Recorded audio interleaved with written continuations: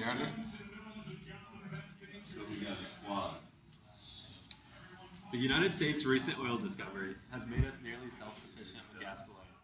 The problem with this is that America has a dependency on non-renewable resources. And the solution to dependency is never to find new ways to continue being dependent. Rather, we as a nation, and furthermore as a world, need to adopt more renewable energy sources.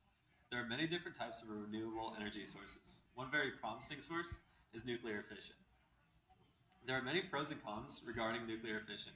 For example, when functioning correctly, it puts out a fraction of both carbon dioxide and radiation pollution that an oil burning factory would while burning nearly 1/millionth the amount of fuel. The other side to that would be an absolute worst case total nuclear plant failure results in leakage or explosions of nuclear waste, which both severely harm any living things nearby while also destroying the environment. Whether or not you believe nuclear fission is a positive or negative source of energy, it is important to understand how it works because it is here to stay.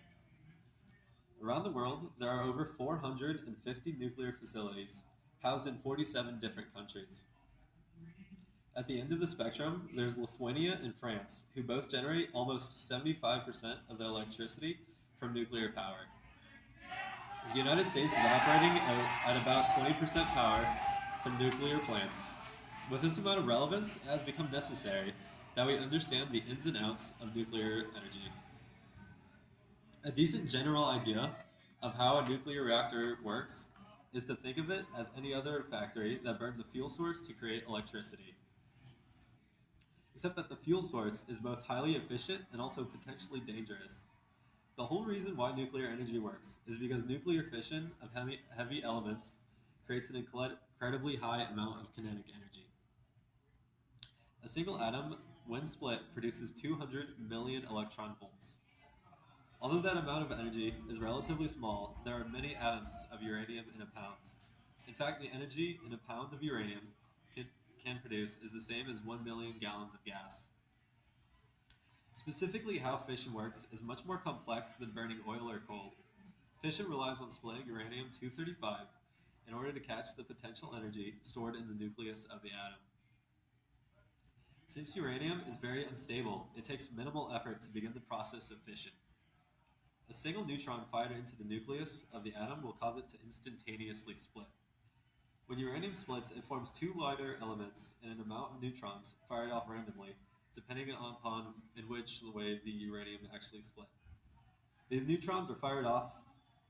They cause a chain reaction of constantly decaying uranium, which creates a great amount of energy. This chain reaction needs to be closely monitored to ensure that it neither produces too much energy and melts down, nor the reaction stops.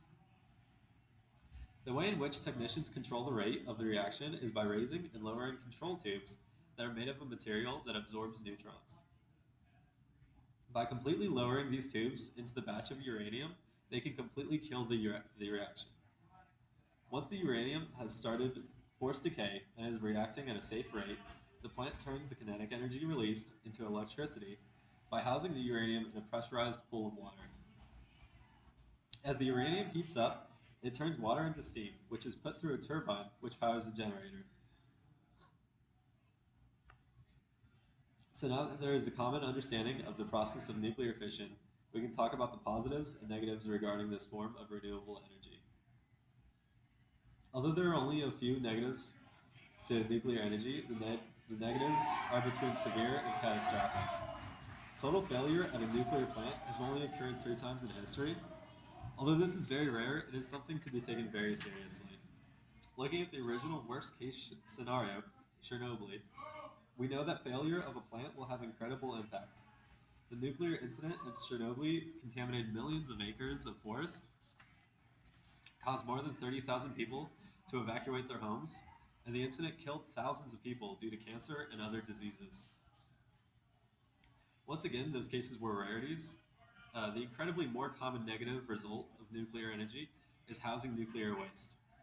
The elements formed as a byproduct of the reaction are highly radioactive and produce heat. The combination of radioactivity and the heat makes the waste very difficult to store, since it can eat through almost any material. Radioactive waste will eventually return to an average level of radioactivity, but will only happen after tens of thousands of years. Another problem with storing nuclear waste is the possibility of a rogue militia or terrorist group trying to cause massive damage with the waste. The list of negatives may seem to outweigh any positive, but I assure you that there are many positives to nuclear energy. One of the biggest pros is the efficiency of the nuclear energy. Like I said earlier, a pound of uranium will produce the same amount of energy as 1 million gallons of gasoline. To go along with being extremely efficient, it has extremely low impact on the environment and atmosphere. The average nuclear plant kicks out an almost immeasurably low amount of greenhouse gases, most of these gases being produced during transportation of uranium and waste. According to the Nuclear Energy Institute, the power produced by the world's nuclear plants would normally produce 2 billion metric tons of carbon dioxide per year if they depended on fossil fuels. Nuclear energy has some benefits over other sources of renewable energy, such as wind and solar. Nuclear energy is much more reliable and requires much less land in order to be an effective source of energy.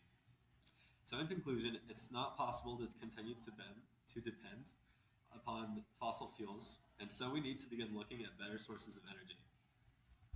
Nuclear energy is but one of many possible sources. It is by far the most efficient source of energy while also being relatively clean. With nuclear energy, though, there is always the possibility of complete disaster. So as we try to branch away from fossil fuels, we need to be cautious when employing new and dangerous sources of energy. And as citizens of the world, we have the duty to be able to understand complex issues like that of energy.